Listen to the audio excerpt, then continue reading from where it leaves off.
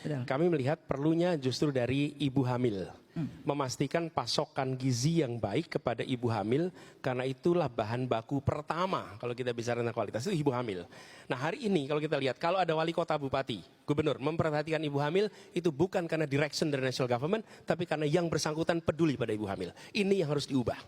Hari ini saya pernah merasakan jadi gubernur wali dan teman-teman wali kota, kita tidak memiliki national direction on welfare. Coba dicek, gak ada.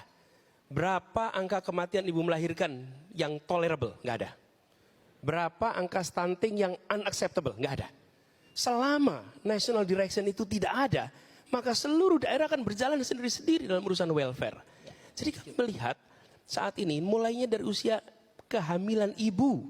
Bu Vivi ini pernah presentasi berapa 8 tahun, 9 tahun yang lalu membedakan siapa lahir di mana, ujungnya kemana.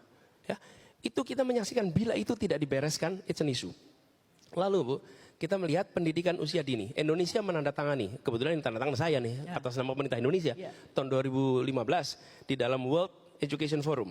Bapak Ibu sekalian, ini para ekonom, kita-kita yang dulu sekolah ekonomi, World Economic Forum itu terjadi tiap setahun sekali. Tapi World Education Forum itu terjadi tiap 15 tahun sekali. What does it tell you? Bahwa ekonomi bisa diintervensi tahunan, tapi education intervensinya jangka panjang. Dan kalau ketemuannya World Education Forum itu 15 tahun sekali, artinya you set the policy today, you benefit to decades later. Nah kita nggak berikan itu yang cukup. Ya. Jadi kalau saya melihat Bu, dengan situasi sekarang ini, kami melihat kesehatan dari mulai ibu hamil, kemudian usia lahir, itu yang namanya PKK harus jadi ujung tombak untuk kesehatan ibu, kesehatan anak, kesehatan lansia. Apa? Posyandu, posbindu, itu semua hidupkan lagi.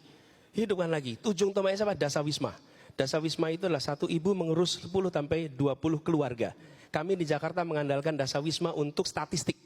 Dan mereka lebih tahu kondisi rakyat di situ daripada petugas BPS yang kita miliki, daripada petugas dinas pendudukan yang miliki. Karena mereka tahu persis apa yang sesungguhnya ada di sana.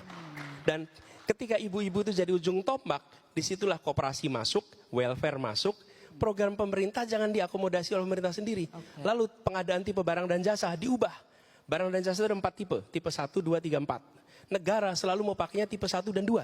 Tipe 3, 4 nggak mau dipakai. Kenapa tipe 3, 4 nggak mau pakai? Karena repot laporannya, enggan. Yang tidak mau bukan rakyat, tidak mau birokrasi.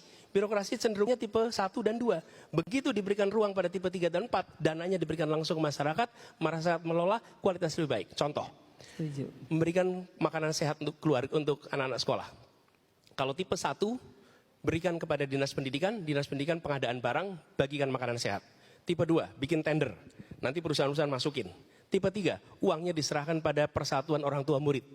Ya. Itu tipe 3. Begitu diserahkan orang tua murid yang masak, apa yang terjadi? Tidak ada orang tua murid yang mengkorup ongkos makan untuk anaknya. Yang terjadi ditambahin makanannya. Dibuat lebih sehat. Ya. Jadi strateginya itu, satu fokusnya dari awal. Ya. Yang kedua, community activism, movement itu dihidupkan. Yang ketiga, lakukan penyesuaian soal pengadaan barang dan jasa. Dengan begitu maka komprehensif. Lalu buat ukurannya untuk tiap daerah. Ya. Tiap daerah beda-beda, nggak boleh kita simetrik. Semua daerah sama, tidak. Jakarta beda, Bogor beda, Banten beda, beda-beda. Dengan begitu semua mengejar bar yang terjangkau.